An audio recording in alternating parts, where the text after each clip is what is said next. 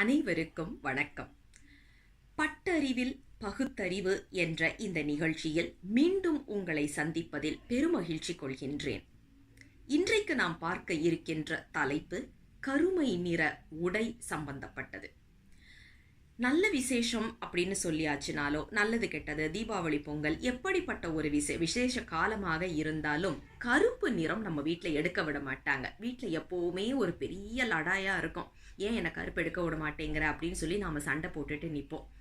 அதற்கு பின்னாடி இருக்கிற அறிவியல் உண்மை என்ன என்பதை பற்றி தான் இன்றைய தலைப்பாக நாம் எடுத்துக்கொண்டிருப்பது.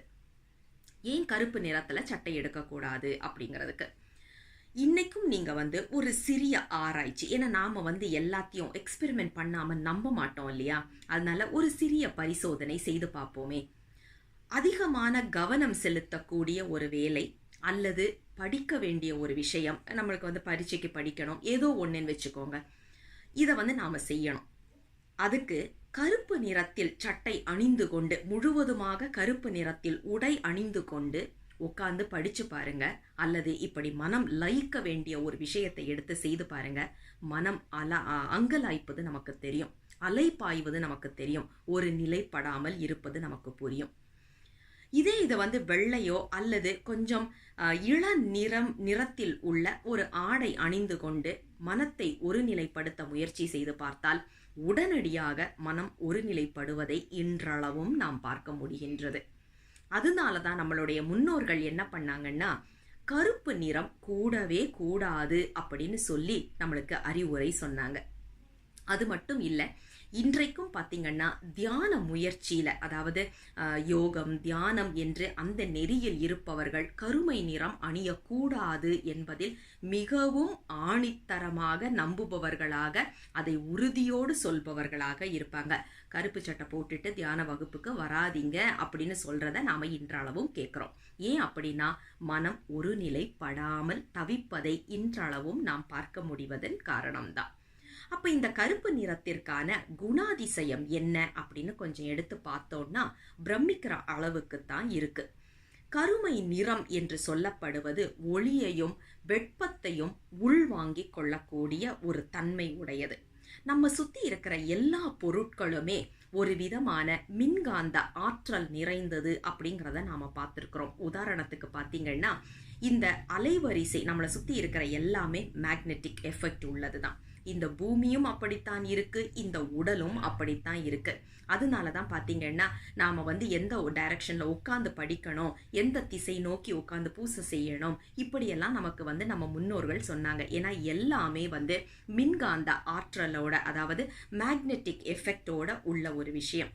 இந்த கருப்பு என்று சொல்லப்படுவது லோ எனர்ஜி கலர்.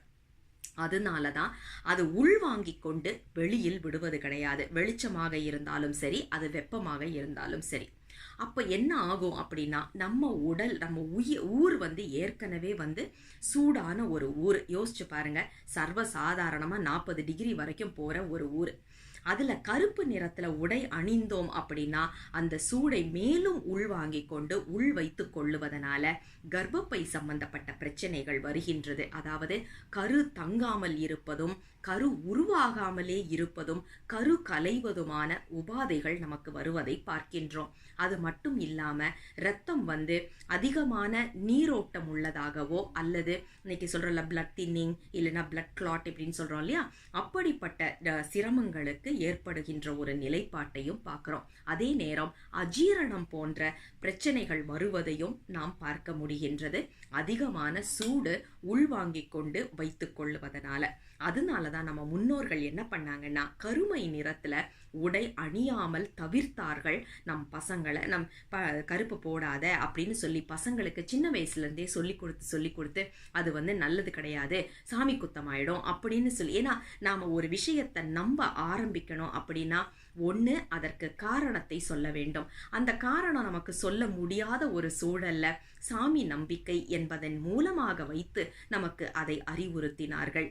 அது என்னவா இருந்தாலும் அதை பின்பற்று என்பதுதான் அவர்களுடைய குறிக்கோளா இருந்தது.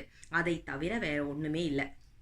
இன்னைக்கும் பாருங்க, நம்ம சில இடங்கள்ல சொல்லுவாங்க, கருப்பு உடை அப்படிங்கிறது வந்து மெஜஸ்டிக் கலர் அப்படின்னு சொல்லுவாங்க.